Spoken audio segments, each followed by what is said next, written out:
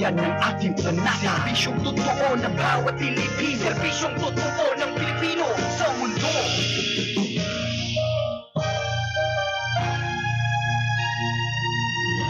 Katotohanan ng magpapasulong sa bayan.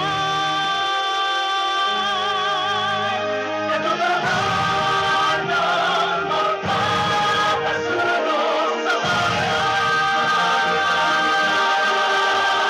Katotohanan ng pananalapi sa bayan.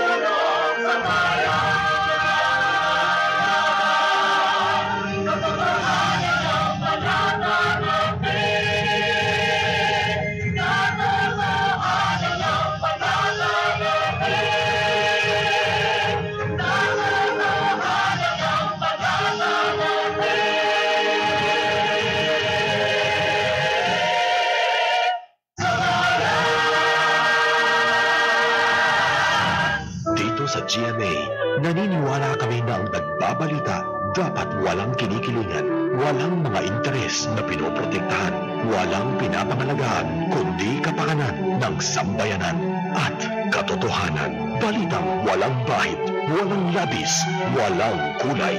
Serbisyong totoo lang. Ngayong 2020, tuloy ang inyong mga kapuso sa DYSP Super Radio sa paghahatid ng serbisyong walang kinikilingan, walang pinoprotektahan. Narito ang mga programang inyong tututukan mula Lunes hanggang Biyernes sa 909 kHz, alas 5:30 hanggang alas 7 ng umaga. Super Balita sa 909 ni Super Rodel Guzman. Susundan ito ng tambalang Mike Enriquez at Joel Reyesabel sa Super Balita sa umaga nationwide. Alas 7 hanggang alas 8 ng umaga. Alas 8 hanggang alas 10:30 ng umaga, umaatikabong talakayan ng maiinit na usapin ang sasa inyo sa programang Kami Naman ni Super June Fred Calamba at Ed Havares. Alas 10:30 hanggang alas 12 ng tanghali. Samot-saring impormasyon, mga tips at balita ang ihatid sa inyo ni Super May Uy sa Bakbakan sa Super Radio. Alas 12 hanggang alauna ng hapon, Super Balita sa tanghali nationwide din ang Orly Trinidad at Lala Roque. Alauna hanggang alas 2:30. Muling magbabalik si Super May Uy upang tugunan ang inyong mga suliraning puso sapagkat kami ay tao lamang. Alas 2:30 hanggang alas 4 ng hapon, makipagdebate sa partners June and Ivy ni Super June Vicer Bantaculo at Ivy Valdez. Alas 4 hanggang alas 5 ng hapon, kaalaman sa batas at serbisyong legal ang hatid sa inyo ni Rod Evangelista sa Kayo at ang Batas. Alas 5 hanggang alas 6:30 ng gabi, muling balikan ang maiinit na balita sa buong maghapon. Triangulo ni na Super Wilmar Abrea, Kenneth Calumbres at JB Wanich. Susundan ang mga balita sa 24 oras. Mga programang inyong kagigiliwan, mas pinalawak at pinatatag dahil kayo ang numero 1 sa Super Radio, kaya kami patuloy na maghahatid ng serbisyo na walang kinikilingan, walang pinoprotektahan. Buong puso para sa Pilipino.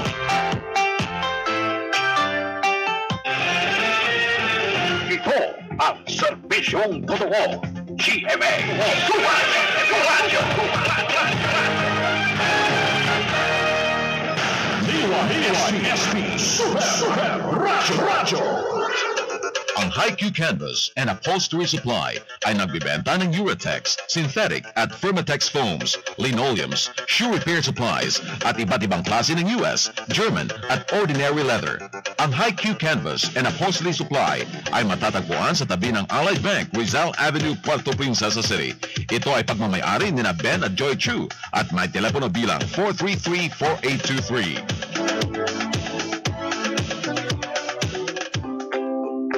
Anong nangyari sa sa'yo. Kasakit ng tiyan ko eh. Hay nako, ayan ang nakuha mo. Kahit san-san ka kasi umiinom ng tubig eh. Mag-Max Alkaline Ionized Water ka na. Ang Max Alkaline Ionized Water ay antioxidant water na nakakatulong sa ating kalusugan. Malinis at safe. Halika na, samahan mo akong bumili ng Max Alkaline Ionized Water. Ang Max Alkaline ay no approved therapeutic claim. Ang Max Alkaline Water Refilling Station ay matatagpuan sa Ecofield Building, Malbar Street, harap ng Provincial Hospital. Muntiang kagubatan, dapat nating pangalagaan para sa kinabukasan ng lalawigan. Ang paalaalang ito ay hatid sa inyo ng Liutuban Nickel Mining Corporation, your partner in sustainable development, at ng Coral Bay Nickel Corporation, dedicated to environment, protecting the future.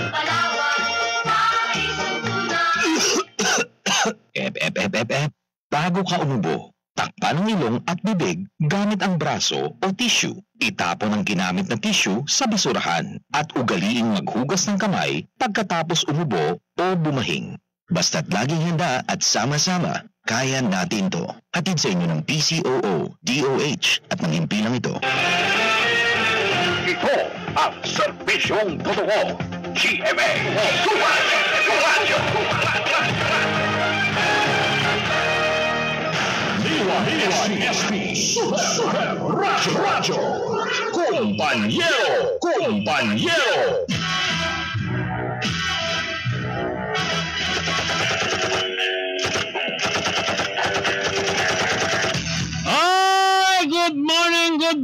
Good morning at isa pang napakaraming good morning. It's Saturday, ladies and gentlemen of the jury.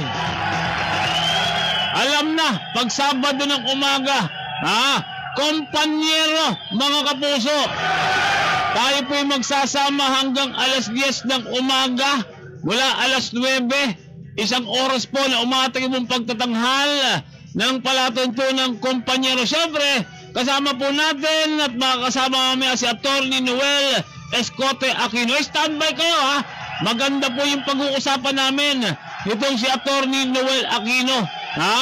Nabasa niyo ba yung comment nitong si Attorney Christian Monsod? Ito yung patungkol dun sa sa ginawang paghuli ng ating mga otoridad, ng NBI, ng CIDG, yung po mga nagpo-post sa Facebook na nagbibigay ng reward. Yung una, 50 milyong piso di ba? Sumunod, dodoblehin daw. O gagawing 100 milyong piso. Meron pang babae, 100 milyong piso daw ibibigay ng reward sa kung sino daw ang makakapatay kay Pangulong Rodrigo Duterte.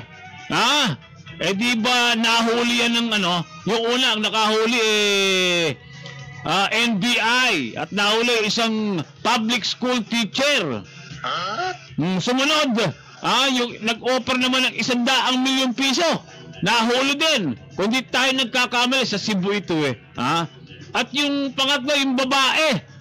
Meron pang ilan na nag-post ng katulad na mensahe sa Facebook. O di ba hinuli nga po ng mga otoridad. Ngayon, meron pong comment etong si Attorney Christian Monsod. Si Attorney Christian Monsod po kabilang doon po sa mga nag-draft ng ating 1987 Constitution. Kung hindi ako nagkakamali, itama niyo po ko kung ako'y nagkakamali. In English, correct me if I'm wrong. Si Attorney Christian Monsod ay dati rin pong chairman ng Commission on Election. Kung tayo hindi po nagkakamali, kaya nga sabi ko, kung ako'y mali, itama niyo lamang po, Okay?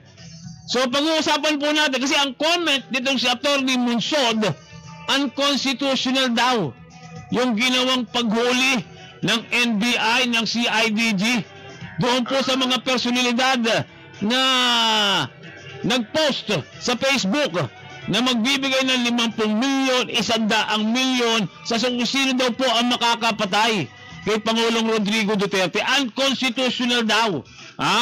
Sabi po nitong si Attorney Monsod, ang dahilan niya, wala pong warrant of arrest.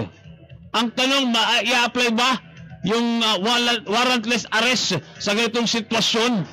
Kasi pag na-post mo ngayon, matagal bago nahuli At wala daw pong blatter, walang complaint bakit aarestuhin yung pong mga tao yun? Ang tamang proseso, unang-una, may complaint dapat, ibablatter.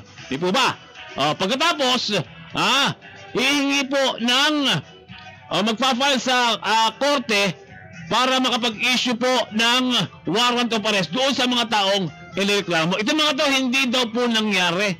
Kaya ang sinasabi ni Attorney Christian Monsod, unconstitutional yung pong ginawang paghuli dito po sa mga ito. Okay? At yan po yung pag-uusapan namin mamaya ni Attorney Noel Aquino sa kabuuan po ng ating palatuntunang kompanyero. Makakausap din po natin ngayon si Ma'am Emily Platero ng Pag-ibig. Kasi nagtatanong yung ating mga kabayan patungkol po sa sinasabing moratorium, 3 months moratorium sa pagbabayad po ng mga pagkakautang sa Pag-ibig. Either multi-purpose loan, salary loan, or housing loan. Ngayon, alamin natin kay Ma'am Emily, paano ba yung magiging sistema dito po sa moratorium nito? Hindi pa pagbabayarin muna yung mga may pagkakautang or may interest ba yung mga yan? Kasi hindi nakapagbayad dahil nga po sa enhanced community quarantine. Wala din naman po opisina. So ano po yung mangyayari? So alamin natin proseso at sistema nito pong 3-month moratorium nito ng Pag-ibig sa pagbabayad po noong mga pagkakautang dyan po sa Pag-ibig. Alright? Batiin muna natin po ating mga nakikinig siyempre sa 66 na barangay ng lungsod ng Puerto Princesa. Ganun din po sa 23 mga munisipyo sa buong lalawigan ng Palawan. Siyempre, hindi naman tayo TV o radyo-radyo lang. Pa-TV na din tayo sa pamagitan po ng FB Live. Tayo po yung napapanood. Hindi lang napapakinggan, napapanood din po tayo via FB Live. At maganda umaga doon sa mga maaga pa yung nakatune in na. Dito po sa ating programang kumpanyero kay Leo Havares. Good morning po, Sir Rod. And Attorney Noel Aquino, watching and listening here in Barangay Tagumpay, Puerto Princesa City. Okay. Si Maribel Mostero Aquino, yung may bahay ni Attorney Noel. Nanonood din sa atin ngayon. Sabihin mo kay Attorney Noel, maghanda-handa na yung pag-uusapan namin. Although, kagabi pa nakaprepare si Attorney Noel. Magandang umaga din kay Sis Bullet Sibilia. Salute, Brad. Bakit di ka matawagan? Lagi ako nakatutok sa program nyo. Umpisa, umaga, hanggang sign up. Talaga naman si Sister Bullet. Good morning, Sister Bullet. Si Melanie Hamel. Good morning po. Paano po akong domestic tourist stranded na di pa nakauwi? May biyahe. Ano po ba ng barko? Almost 2 months na po ako dito stranded. So, saan ba? Puerto Princesa or somewhere in the 23 municipalities of Palawan. Kasi nitong mga nakalipas na araw or linggo, nagsagawa na po lang sweeper's flight. Una, yung Mercy flight, tapos yung sweeper's flight. Ano po? Ewan ko, ba't hindi po kayo nakasama dyan? Na-avail po yung pagkakataon na yun. Si Mr. Benji Lucenda, nanonood din po. Good morning. Si Paring Boyet. Si Paring Boyet Daraga. Oy, kahapon na piyesta dyan sa barangay San Isidro yung barangay na pinagmula ni Paring Boyet Daraga. Happy or belated happy fiesta dyan sa barangay San Isidro. Okay, at yung aking love it up sa nanonood din ngayong umaga to. Magandang umaga din kay Ate Sonia dyan sa San Rafael at kina Tatay Antonio at Marita Carcueva. Diyan po sa bahagi ng Libis Road sa Barangay San Pedro, yung pong Dibuyan at Oxenia family. Okay? Sa ngalan po natin partner sa bagong teknika, Super Rene Olapi. Ako po ang mga kasama, ROD, Road Evangelist, ang bumabati po at nagpupugay sa inyo ng isang mapagpalaya at isa po makakalikasang umaga po ng Sabado sa inyo po lahat. Alright, tuloy-tuloy na po tayo mga kapuso. Nasa kabilang linya natin, pag-usapan natin yung ipinagkakaloob na moratorium ng Pag-ibig para po sa kanilang mga membro na may pagkakautang po. Either housing loan or multi-purpose loan. Si Ma'am Emily Platero ng Pag-ibig dito po sa lungsod ng Puerto Princesa, lalawigan ng Palawan. Ma'am Emily, magandang umaga po sa inyo. Magandang umaga sa iyo, Karod, at magandang umaga sa lahat ng iyong tagapakinig. Opo, narinig ko po kasi sa DCWB at sa GMA News TV, yung pong ipinagkakaloob na moratorium, 3 buwan yata ito sa mga may pagkakautang dyan po sa Pag-ibig. Paano po yung sistema nito, Ma'am Emily? Oo, tama po. May ino-offer pong moratorium ang Pag-ibig Fund. Ano po ba itong moratorium? Ang moratorium ay postponement ng payment or extension of payment due date na ang resulta ay ang pagpapahaba ng loan term. So, si Pag-ibig Fund po ay nag-aalok ng 3 buwang moratorium o postponement sa pagbabayad ng loan para sa mga miyembro natin na mayroong Pag-ibig Housing Loan, Multipurpose Loan, or Calamity Loan na kumbaga lubos na naapektuhan ngayong sitwasyon natin na mayroong COVID-19. Okay. So, yung pong 3 buwan, ibig sabihin, kumbaga, i-delay lamang po ng 3 buwan yung pagbabayad dito pong pagkakautang sa Pag-ibig, Ma'am Emily. Opo, ang mga loans po na ang due date ay nag-fall noong March 16 kung saan nagsimula po tayong nagkaroon ng ECQ. So, mula March 16 na hindi nakapagbayad until June 15 po, iyan po yung nagkakaroon tayo ng moratorium. 3 buwan po ang ino-offer ng moratorium ni Pag-ibig Fund. Ibig sabihin, wala pong interest yan, hindi man mabayaran ng pagkakataong mga buwan na yun. Opo, wala pong interest. Alright. At walang penalty kapag po sila ay nag-apply ng moratorium. Ibig sabihin, opo, ito po ay hindi automatic na binibigay ni Pag-ibig Fund unless po nag-apply ng moratorium ang isa pong miyembro natin. Paano po makakapag-apply? I understand hindi pa naman po full force yung inyong mga empleyado sa inyong tanggapan, Ma'am Emily. Actually, Karod, ang application po natin ay through online doon sa website po ni Pag-ibig Fund. Mabilis lang po ito, madali lang. In span of siguro 1 minute or 2 minutes ay makakapag-apply na po sila. Punta lang po sila sa website ni Pag-ibig Fund, ang www.pagibigfundservices.com/virtualpag-ibig/loan moratorium. Ayan na, ide-direct na po sila doon sa system natin na kung saan pag nakita nila yung page na yon, kailangan lang nilang i-input doon ang Pag-ibig ID number, yung tinatawag po nating members identification number, and then lalabas na po yung pangalan at hihingin lang po yung contact number, and then bibigyan sila ng one-time PIN. And then, yun na po. Pagka i-input nila ang one-time PIN, bibigyan na po sila ng reference number. And then, yun ang panghahawakan nila for their application. Ay, paano po yung katulad namin? Kasi kami dito, hindi po kami yung mismong nagbabayad. Ang nagbabayad po sa amin, yung main office namin sa Manila. Kinakailangan ba i-inform namin sila para sa application namin for moratorium, ma'am? Ang kailangan pong gawin ng ating mga miyembro na kapag gusto nila mag-apply ng moratorium, pwede pong individual ang ating application. And then once na na-approve po ang application, saka lang po nila i-inform ang kanilang employer na nag-apply po sila ng moratorium. Dahil po, kung individual po ang ating application, definitely, ang pag-i-inform ni Pag-ibig Fund na approve po ang inyong moratorium ay through your cellphone number or contact number din po na in-input na nag-apply po kayo ng moratorium. Kamusta po yung feedback from your members? Marami po bang nag-apply? Kasi ako, may utang din po ako sa Pag-ibig, pero mas gusto ko yata, mas madaling matatapos yung aking pagkakautang para makautang ulit Actually po, ang moratorium natin, ito yung sinasabi na extension lang po. Extension ito na due date natin. So, ibig sabihin, kung nag-apply ka ng moratorium ngayon, 3 buwan kang hindi nagbayad. So, yung due date mo, na supposed to be, matatapos na ang loan mo, sabihin na natin, matatapos na ng by June, i-extend natin yun ng 3 buwan pa. Kasi nga nag-apply ka po ng moratorium. September pa, pagka ganun. Opo, gano'n. I-extend po natin. Pero ito ay option lang po ng isang miyembro. Kumbaga talagang dahil na marami po sa ating mga kababayan at mga miyembro na hindi o walang kita ng panahon na mayroong COVID o yung panahon na nasa ECQ po tayo.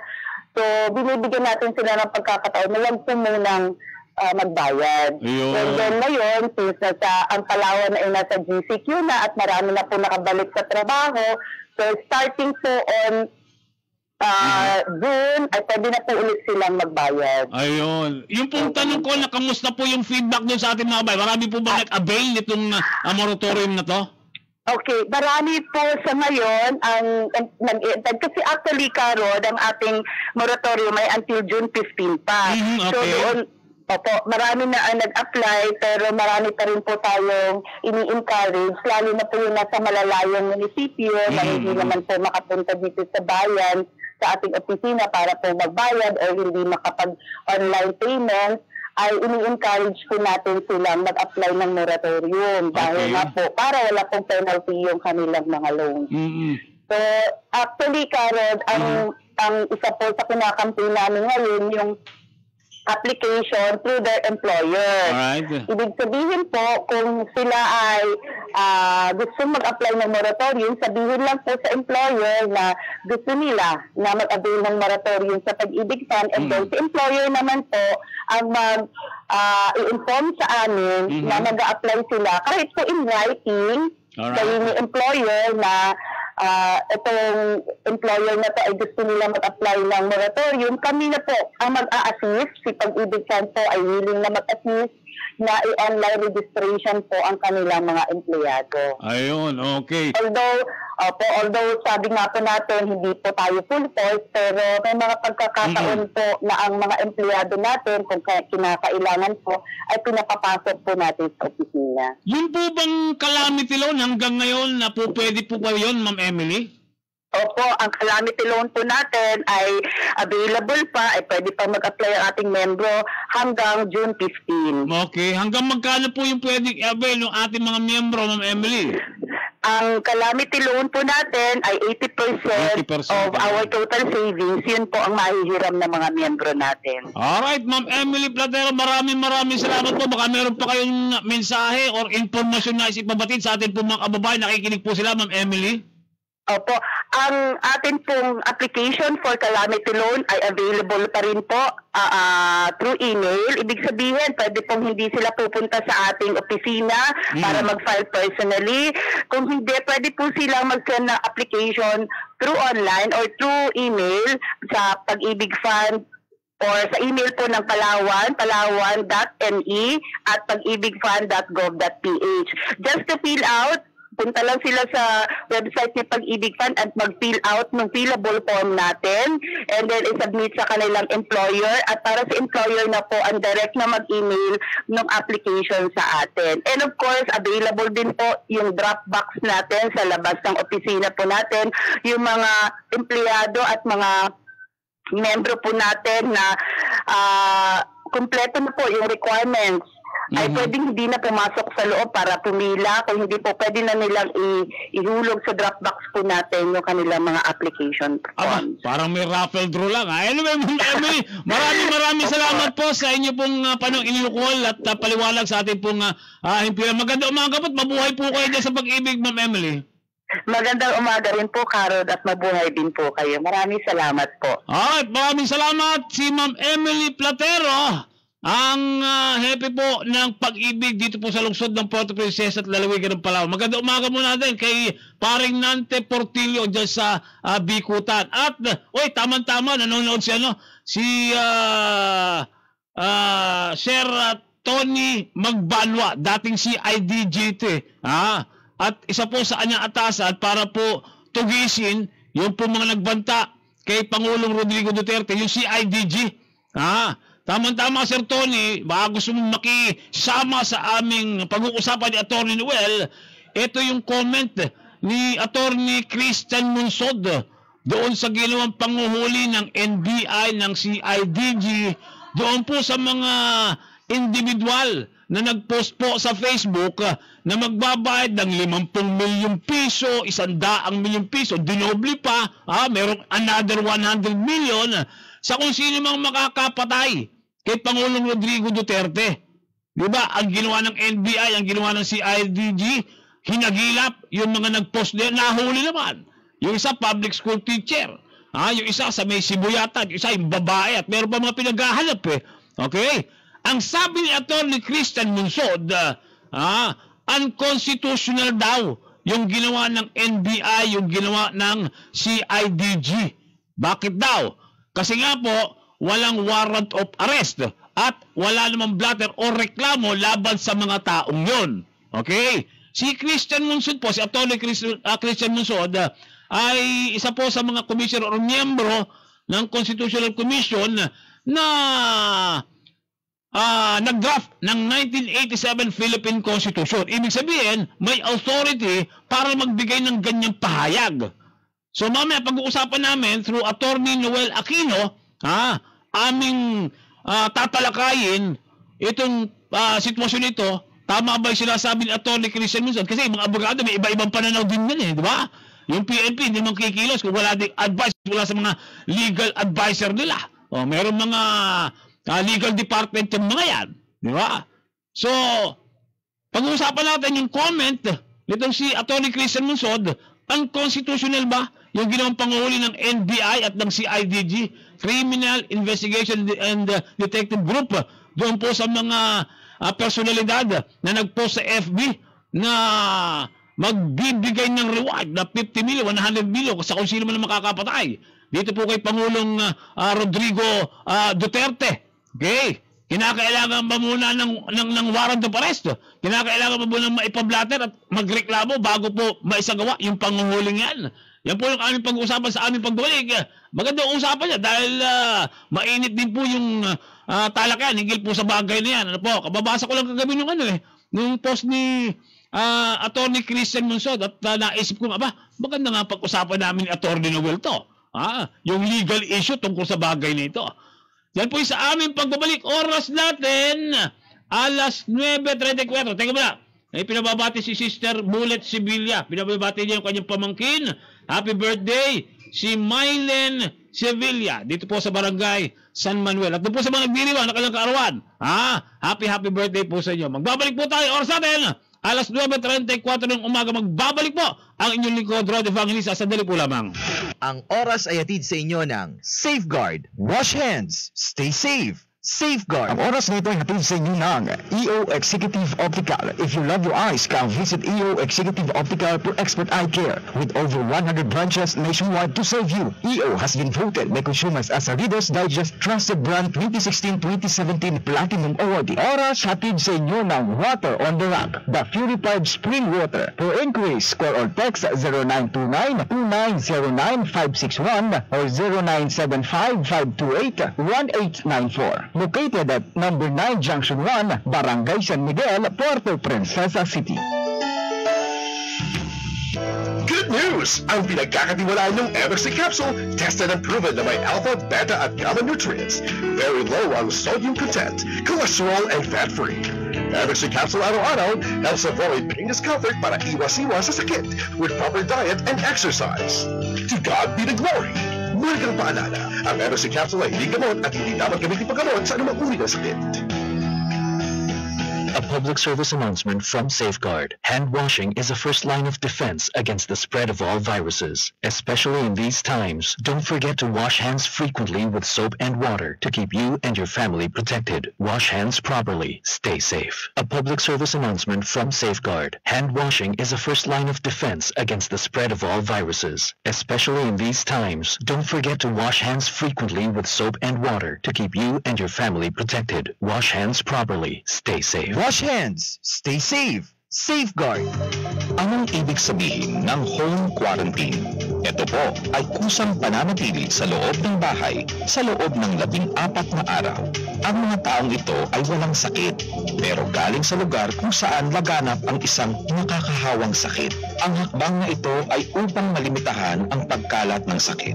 Makipag-ugnayan sa pinakamalapit na health facility, basta't laging handa at sama-sama. Kaya natin to. Hatid sa inyo ng PCOO, DOH, at ng impilang ito.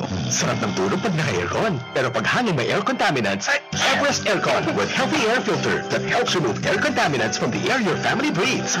Gising na. Malilate ka. Sarap mo tulog. Everest Aircon. Safe, clean, and healthy air for the family. Everest Aircon with healthy air filter that helps provide safe and healthy air for the family. Available in all leading appliance centers nationwide.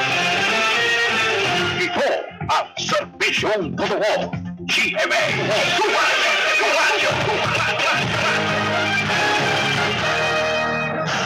DYSP Super Radio. Compañero.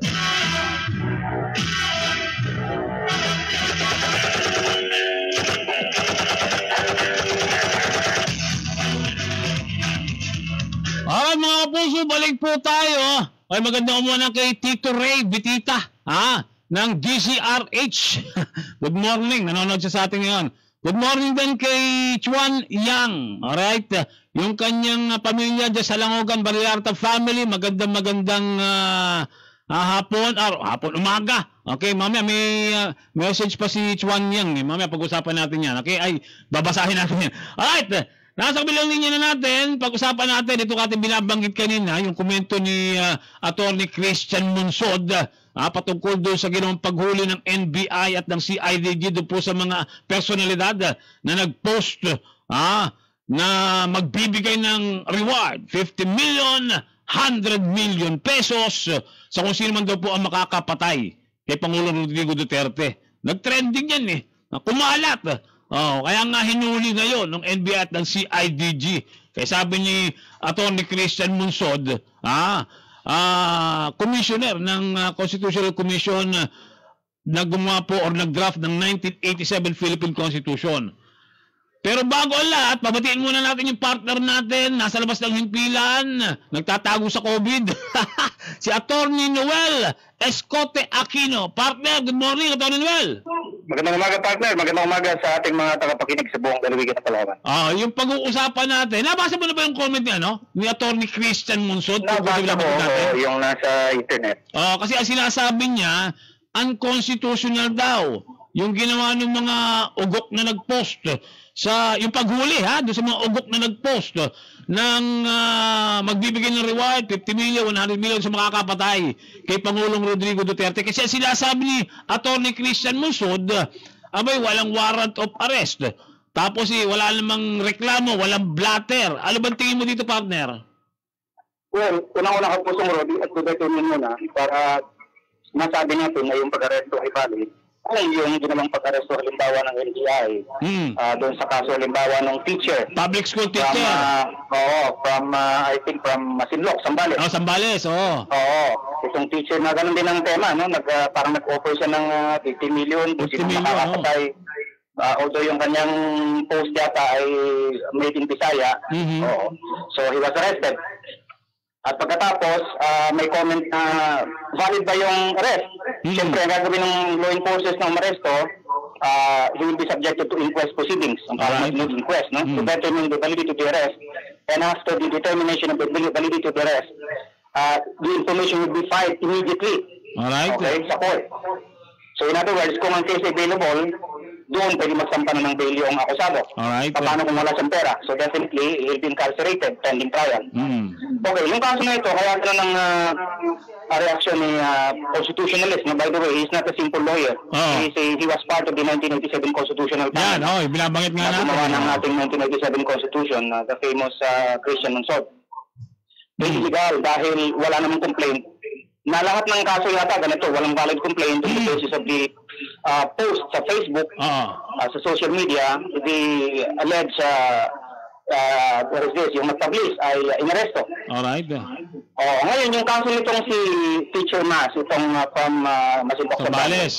Ang sinasabi nitong prosecutor na nag-resolve ng kaso that there is a reasonable ground para he will be indicted criminally. Because his alleged admission, extrajudicial, cured the defect. Ang tanong, kailan niya ba ginawa yung sinasabing extrajudicial admission niya when he said sorry to the president and he admitted that he was the one who posted it. Ay ginawa yung doon base doon sa nakita natin sa internet kapusong buwak habang sila ay nasa kotse kasama yung NBI. Tandaan natin, yun pong whether it is admission or confession, extrajudicial, meron pong hinihingi batas na requirements yan. Unang-una, the admission or confession must be independent. It should be voluntary. Secondly, he must be assisted by counsel. Okay? Yung counsel ko na tinutukoy dyan, hindi yung abogado na taga-NBI. Oo. Sariling abogado? Independent. Oo, yung own choice niya. Yes. Kung meron siyang choice at hindi niya kaya, ang sinasabi ng batas, he'll be provided with one. Okay. Pero yung bibigay sa kanya ng gobyerno dapat, siyempre, walang inclination doon sa agency na humuli sa kanya. Now, in this case, yung Teacher Mas, allegedly, cured na yung defect ng warrantless arrest niya dahil nandun siya sa inano niya doon sa interview ng NBI at mukhang na-record ng NBI at pinost din nila. I think mayroong tinatawag nating constitutional flaws doon. Kasi hindi independent, he wasn't assisted by counsel either, yung ginawa niya yun. No? Okay. Ang dapat kasi sa mga ganitong kaso kapusong doon, I agree with Attorney Monson, dapat ang procedure dyan, regular filing. Okay? Kasi, tandaan natin, under Rule 113 ng Rules of Court, meron pong instances kung kailan gagawin yung tinatawag nating warrantless arrest. Alright, Particular yan sa Section 5 Kapusong Road. Kailan yan? When in his presence, whether ito ay peace officer or private person, in his presence, the person to be arrested has committed. Ginawa na, ibig sabihin. Or is actually committing, or is attempting to commit an offense. Okay? Pangalawa, yung offense has just been committed at meron siyang tinatawag na probable cause. At pangatlo, yung halimbawa natin yun, yung mga tumakas sa mga confinement facilities. Okay. So, dalawang kaso yan, kapusong ko, under Section 5, yung tinatawag nating flagrante at saka yung hot pursuit. Now, in this case, may isa pang question dyan. Yun bang ikinaso nila dun sa mga nagpublish, whether it is inciting to sedition or cyber libel, continuing crime, no? Okay. May isang question dyan. So, para sa akin, kapusong ko, yung ginagawa ngayon, medyo shortcut, legal shortcut ito, no?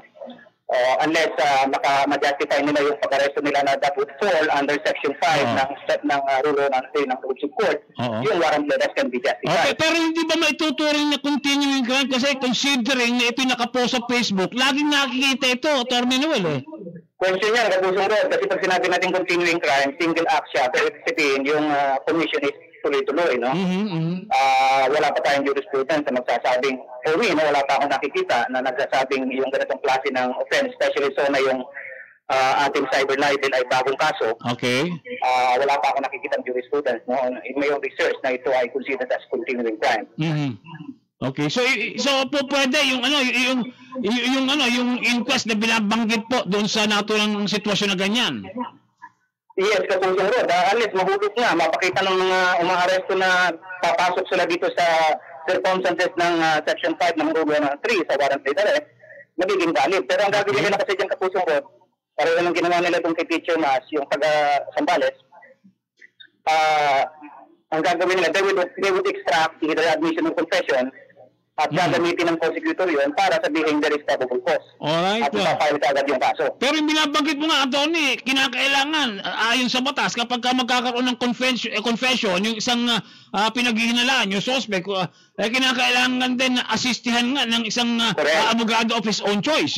Correct. Kaya kung makikita natin, yung mga abogado ng flag, no, yung flag lawyers who are assisting these respondents, ito ang ini-invoke. Tandaan natin sa criminal law, pag ang tao po ay pinag-iinalang gumawa ng krimen, katulad nito, inaresto, pasok mo po siya sa tinatawag nating custodial investigation. Alright. Ibig sabihin, wala ka pa man sa impila ng pulisya, wala ka pa sa opisina ng NBI, you already accosted under pressure pa na you cannot leave. At mayroong nakabantay sa iyo mga law enforcers, nagsisimula na po at effective na po yung tinatawag nating preliminary custodial investigation. Pero yung at ang tao, pag under custodial investigation sa pusong road, lahat ng karapatan na meron siya under the law, meron na. Yun? Yung right to be silent. Alright. Okay, because anything he may say may be used against him in court of law. Alright. Ano pa? Yung right to be apprised of his rights. Pangatlo, yung right to counsel, independent counsel. So yun, papasok na lahat yun sa pusong road. Pero yung binabanggit na na complaint of blatter, kasi ito pinatutukol ito si Pangulong Rodrigo Duterte, wala naman daw complaint si Pangulong Rodrigo Duterte, hindi naman daw na-blatter yung mga pangyayari niya. Valid ba yun, Tony, sa tingin mo?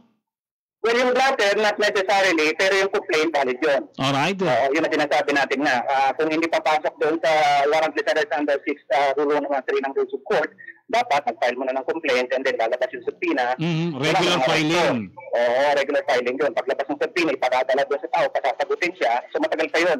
And then babalik pa sa prosecutor, i-determine ng prosecutor kung mayroon probable cause, saka pa iakyat sa husgado Pagdating sa husgado, saka pa maglalabas ng warrant of arrest.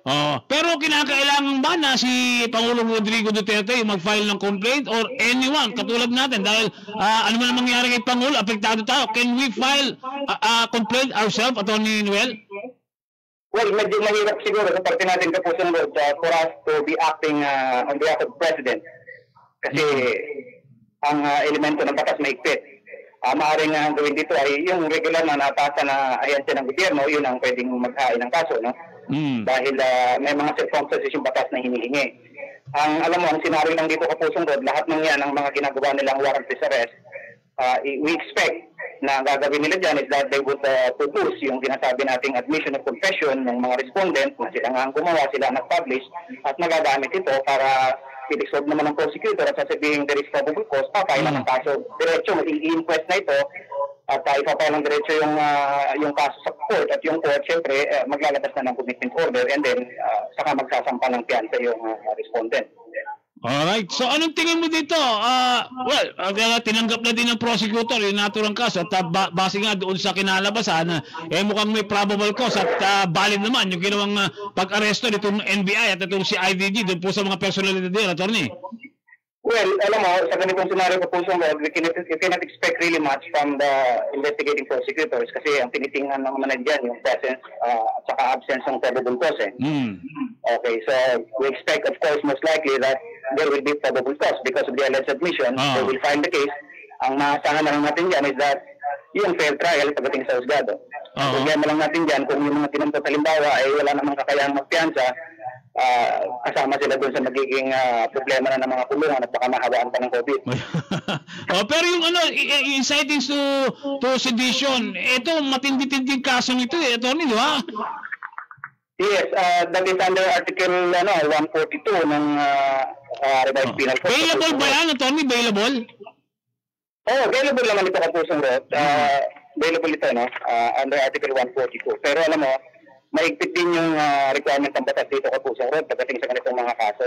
Pwede silang lumusot sa piskalya, pero pagdating sa trial, baka mahirapan silang i-prove itong inciting to sedition.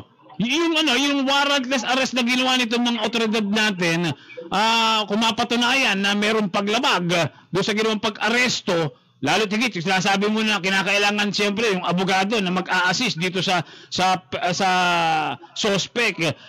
Could it be a ground para mapawalang ma-dismiss yung kaso laban sa mga personalidad dito, Attorney? Yes. Posible ang Kapusong Rod, only that it would take time. Kasi siyempre, i-resolve, diretsuhin ng ipapile after the inquest, magpapile na ng gagawa ng direct filing yung prosecutor, pagkatapos maglalabas na ng commitment yung court. So doon lang sa pagpinig sa husgado, gagawin yung ma-stress out yung theory ng defense. And can you imagine the situation that we have right now in the country where, hearings are suspended? Yun ang problema natin. Matagal-tagal, mananatili sa kulungan hanggat hindi At saka isa pa, ng kamali man doon sa pag-aresto, may pagkukulang man, merong tinatawag na presumption of regularity, kaya kulong ka pa rin muna habang naghihintay ng hearing. Kung wala kang pera, doon ka lang mula sa kulong ka. Parang may injustice, Tama, Kapusong Rod. Kasi yung lahat ng plea for an illegal arrest, maski file mo yan doon sa prosecutor's office, kung ang prosecutor halimbawa is already inclined or has already made its resolution, finding probable cause, that would be useless. Sa court yan. Yung problema nga natin dito ngayon, wala nga halos hearing. So talagang kawawa yung mga na-arresto. Kaya nga yung mga nagpo-post sa Facebook, sa Instagram, sa Twitter, lagi natin paalala din ng madla, ng mga otoridad. You think first before you click. Iba, maisipan lang, post na agad Hindi alam kung anong legal implication ito sa kanila. Tama, Kapusong Rod. Madalas kasi dahil sa emotion. Galit. Hindi sila bilib sa ginagawa ng gobyerno o di kaya meron silang diskontento immediately dahil sa very easy access to social media, they immediately post. Yung kanilang emotions. But we have to remember, Kapusong Rod, we have to caution yung mga kababayan natin na marami rin yung restriction. Ang freedom of speech po natin, it is not a complete and absolute freedom. We have to remember that. There are liabilities and there are limits that we have to abide by. Alright, sige, Attorney Noel Escote, partner, maraming salamat. Yung mensahe na lamang dyan sa ating mga kababayan, kaugnay din sa mga kitong klase ng pangyayari, Attorney. Maraming salamat, Kapusong. Alam mo, problema natin ngayon sa bansa, yung COVID. Nagre-recover tayo sa Salawan. Dati, modified DCQ. Dahil walang malinaw na guidelines yung Interagency Task Force. Binalik na naman sa DCQ. Nahirapan lang gumawa ng guidelines para sa modified. Gawin na lang natin para hindi na tayo magdadrop ng panibagong guidelines. Oo nga, kaya payo natin doon sa EITF bago gumawa ng public pronouncement. Siguro mo nang may guidelines. Ay, tsaka unang-una, nung Monday pa lang, sabi, lifted niya. Tapos, binawi, naging modified. Tapos, binalik na naman sa general. Correct. Sa halip na makapasunod tayo at masunod ng tama yung panuntunan, lalong nalilito yung tao. Kaya sabi nila tuloy, after modified DCQ, GCQ, QRST, VW, hindi alam kung ano susunod.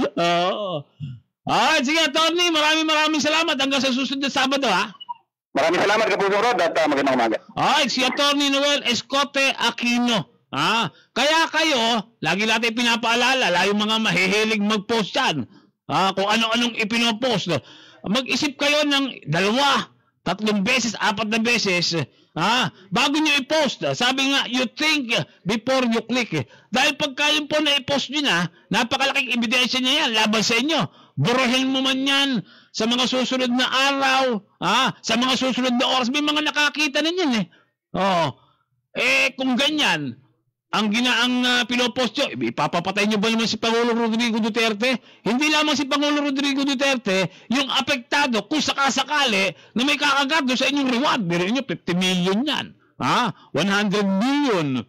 Buong bansa po, buong mamamayan ng Pilipinas, apektado yan. Pagka nangyari, kaya nga po, pag-isipan nyo muna. Huwag eengot-engot. Huwag tatanga-tanga sa Facebook. Kinakailangan pag-isipan nyo muna 2 beses, 3 beses, maraming beses bago po kayo mag-post. Kita nyo si teacher ng Sambales nung mahuli. Iyak, ngalngal ngalngal. Kita-kita ko yung ngalangal sa paggalngal at nagmamakaawa. Humihingi ng tawad. Well, pinatawad naman ni Pangulong Rodrigo Duterte, pero harapin niya yung pagkakasala na kanyang ginawa. Ngayon, ang tanong, katulad ng comment ni Atty. Christian Monsod sa kanyang Facebook, unconstitutional ba yung ginawang paghuli ng NBI at ng CIDD doon po sa mga natural personalidad niyan? Hopefully, naunawaan niyo po yung napag-usapan namin ni Atty. Noel Escote Aquino. Oras natin! Teka muna, batiin muna natin yung pinsa ko, si Felix Kilitis, dyan po sa Laguna, at si Roy Belo. Magandang umaga. Roy, yung pabate ni Chuan Yang. Good morning, DYSP. Karod, pakigreet daw yung family niya sa Langogan, Mr. and Mrs. Arlene Balyarta, sa anak niya si Jefford Ace at Haxel ko. Ingat kayo, anak. Mahal na mahal ko kayo, sabi ni Chuan Yang. Ito yung kanyang account name. Alright. Stranded po. Makakauwi. Hindi pa makakauwi. God bless. Alright. Babalik po kami 5 minuto bago sumapit ang 10 na umaga. Magbabalik po inyong lingkod. Rod Evangelista, sandali po lamang. Compañero. DYSP Super Radyo. Zapul 5 Easy Insecticide. Zapul 5 Easy. Ang bisa, peste ng tanim ay bagsak. Zapul 5 Easy. Yan ang gamitin. Sigurado, anin ang tanim ay masagana. Kaya Zapul 5 Easy. Yan ang kailangan sa ating tanim na palay, mais, gulay at prutas. Zapul 5 Easy. Ang bagong primera klaseng cypermethrin na produkto ng Bayer Crop Science. Zapul 5 Easy Insecticide. Mga peste, Zapul. Mabibili sa Palawan Poultry and General Merchandise at sa mga agricultural supply. Ang glaucoma ay abnormal na pagtaas ng presyo ng ating mata. Ito'y nakakabulag, subalit ito'y maiiwasan kapag ugaliing magpa-glaucoma test ng inyong mga mata. Magpa-glaucoma test na sa VisionWorks. VisionWorks, aalagaan ang inyong paningin. Matatagpuan sa NCCC Mall, Lacao Street, Puerto Princesa City at VisionWorks sa 2nd floor, Robinson's Place, Palawan, with branches at HP Cafe Optical, Capital Commercial Complex, and HP Cafe Optical, Burgos Corner, Malbar Street, Street, Puerto Princesa City. Para sa karagdagang impormasyon, makipag-ugnayan sa cellphone number 0928-503-0379. Vision Works. Healthy vision is our passion. Kung gusto mo mag-loan, 1% interest, no trouble. The price is safety, no hidden charges, no trouble. Short mortgages, pension loans, no hassle. Real estate loans, very fast. USI credit, it's really clear. Sa USI na ka mo, hindi mabuglay, madasig ang proseso. So if you want an easy and very hassle-free, sa USI Credit and Finance Corporation na. Yes, sa USI Credit and Finance na kita ka na. Ikaw ay nakag-fast personalized service ang saya. Yes, sa USI Credit and Finance na kita ka na. Mano po interest ka, hindi ka mabutlayan.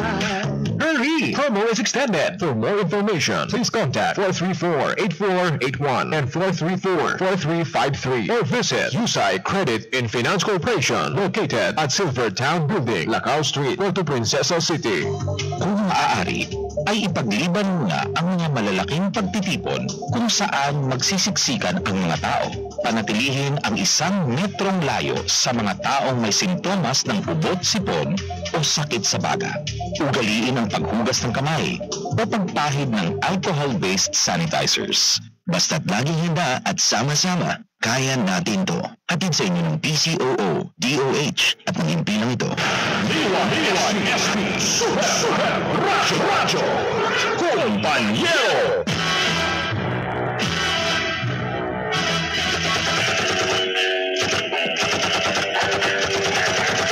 Alright mga kapuso, balik po tayo. Oras natin, ako alas 9:59 na, kakain lang tayo ng kaunting minuto kay Super Rodel Guzman. May mga pagbati lamang po dito. Pinababati ni Miss Nora Javier, yung kababayan natin dyan sa Kalamba. Galing Ireland dito eh. Oh, happy birthday daw sa brother niya, si Resty Javier.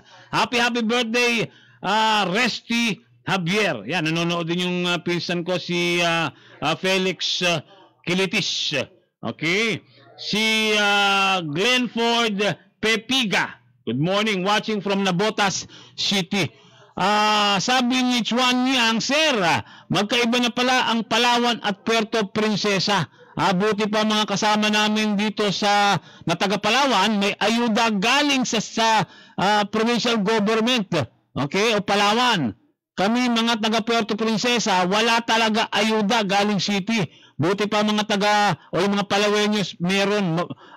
Kami taga Puerto Princesa, wala talaga, sabi ni Chuan Yang. Magkaiba po talaga administratively yung city government at provincial government. Although, syempre, hindi mapag-iwala. Geographically, talagang magkasama sa isang isla. Ano po? Sa isang malaking isla, mainland, ito pong Puerto Princesa at lalawigan ng Palawan. Pero administratively, magkaiwalay na po dahil highly urbanized city ng Puerto Princesa. Ibig sabihin, independent from the provincial government. Kaya kung ano man yung aksyon ng provincial government, iba po yun sa dapat magiging aksyon ng city government. Ngayon, sabi nyo, well, yung provincial government may ayuda doon sa mga stranded dyan sa Kamaynilaan ng mga Palaweño. Yung city government, wala. Baka mas may pondo yung ating provincial government kaysa sa city government. Ano? Alright. Anyway, antabay lang din po kayo. Malay nyo sa mga susunod na araw. At saka, yung iba, gumagawa na po ng paraan para maibalik na po kayo dito sa lalawigan ng Palawan. Dapat yung araw na ito, unang araw sa natin, yung pag-uusapan natin, ang pagbabatayan natin, yung unang naging announcement ni Secretary Harry Roque, dapat tayo, free as a bird. Kasi unang pronouncement, tayo po, yung community quarantine sa Palawan, kasama ang lungsod ng Puerto Princesa, lifted na. Ibig sabihin, back to normal na sana. Magagawa na natin mga bagay-bagay na gusto natin ginagawa dati. Like, pupunta sa resort, sa beach, magsuswimming, magpapainit-init, di ba? Mag-iinom.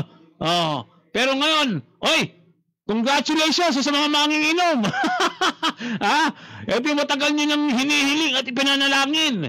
Lifted na po yung pong liquor ban, meaning hindi na po bawal bumili ng alak, hindi na po bawal uminom. May restriction lamang po. Hindi po pwedeng mag-inom kayo sa public places. At pag nag-inom kayo, dapat meron din po tinatawag na social distancing. Kung tatagay-tagay, layo-layo yung distansya. Abot-abot lang ng baso. Pero ito, dahil lifted na po yung liquor ban, yung mga tindahan na nagbebenta ng doble-doble yung presyo, ibalik nyo na po sa dating presyo yung mga alak. Maawa naman kayo sa mga uhaw na uhaw na mga manginginom. Kasi dito mga nakalipas na araw, bagamat may liquor ban, yung ilang mga tindahan, patagong nagbebente, kinukwento sa akin eh. Kaya lang, yung presyo po ng alak, ng brand, yung 1 litro, 200 to 250 pesos. Yung pong presyo na dati, 130 pesos. Diba? Yung ng 4 dati, 105, 110, naging 200. At hindi, pero ngayon, lifted na po yung liquor ban. Hindi na po dapat ganyan ang presyo ng mga alak na yan. Okay? Pagka tinaasan nyo pa, papahuli na po kayo.